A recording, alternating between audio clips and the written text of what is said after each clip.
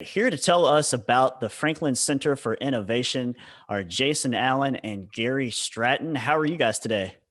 Doing well. How are you, Zach?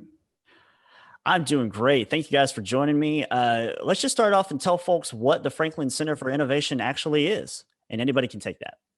Okay, I'll start that off there. The Franklin Center of Innovation is a fully nonprofit 501c3. We're approved fully for that.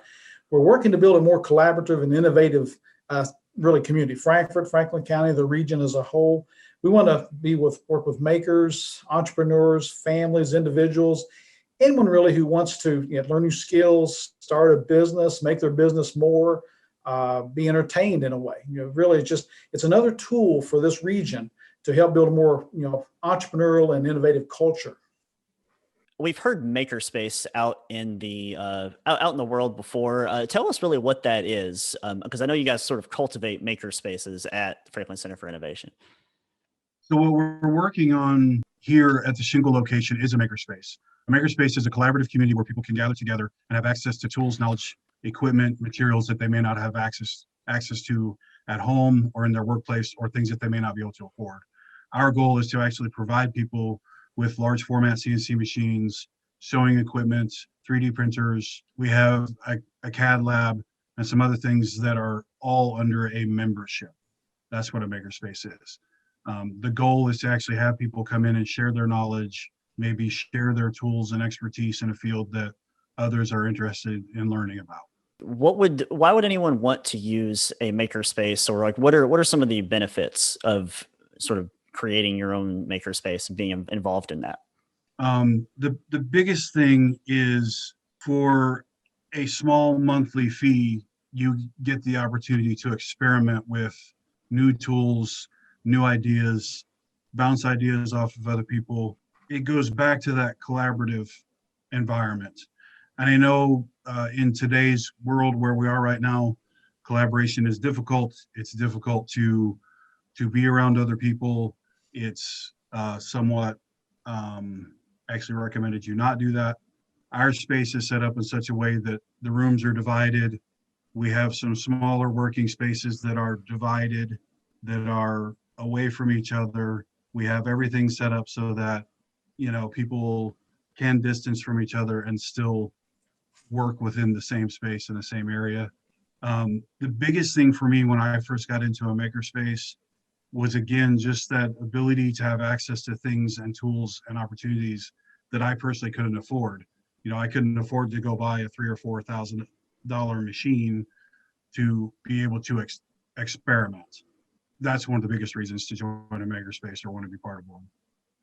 Yeah, you might have the idea, but lack sort of the tools and access to those tools to be able to fully see that idea, and you guys sort of create that space for people.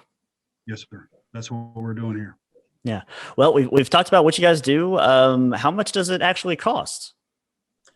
So to become a member, sorry, Gary, we're actually patterned after like a gym membership. So it's a monthly fee. You can join the center, and that fee is $35 for individual over the age of 18, or $55 per family of 4. With that, you have access to the center for the hours that we are open. We're currently looking for somewhere around 10 a.m. to 10 p.m. 6 days a week. That may be noon to 6 or noon to 8. We're still hashing that out, seeing what times people might actually want to be here. That's another goal that we have. We want to be malleable. We want to serve the community in the best way we possibly can. You will also have access to discounted classes through that membership, some online things, and an online community. That sounds great. And just to reiterate to folks, you guys are a 501c3, right? Yes, we are a public charity. Yeah. And so do you offer classes? We do. We have some online stuff set up now. We actually have some classes that are required to be able to use certain tools within the facility. We have those available online, and then there will also be a hands-on portion. The topics include 3D printing, laser machines, sewing, soldering, electronics, arts and crafts, CNC router safety, wood shop safety, and wood lathe safety. We do have a wood shop that is growing. We do have space for more tools. If anybody has stuff at home that they may want to get out of the way, we would be happy to give that tool or item a home. So we do have some tools available now. One of my personal passions is just creating things. So we do have 3 or 4 little small format CNC machines available where you can make signs and carvings. I think the biggest draw for a lot of people is going to be the idea of taking a 3D print class. 3D printing is very simple. It's simply sending a file to a machine and punching go, and it prints it out for you. The difficult part, or the large learning curve of that, is actually producing or building a 3D model. So that's something that we want to be able to offer as well. So using SketchUp, like programs like SketchUp or Rhino or some of those other CAD-based softwares, we would like to teach people to build their own 3D models. Just to put this out there, if you're looking for a 3D model of some kind, there's a website called thingiverse.com where people have actually uploaded and shared millions of files. So you can find just about anything, whether it be Zelda's sword or a bobbin holder for your sewing machine. So that's the type of resources that we want to connect people with. And just, again, we're looking for people that want to share their knowledge. So if there's someone out there that's listening or watching that wants to come teach a class, please contact us. We would love to discuss with you how to make that happen and make that available to our members. Just to sort of reiterate, you mentioned that there are individual rooms for the different machines that you have and different maker spaces. But how else are you guys sort of dealing with COVID-19? I know you're sort of following all the federal and state mandates, right? We are following all of those mandates, as well as making sure that we keep areas clean, keep things wiped down.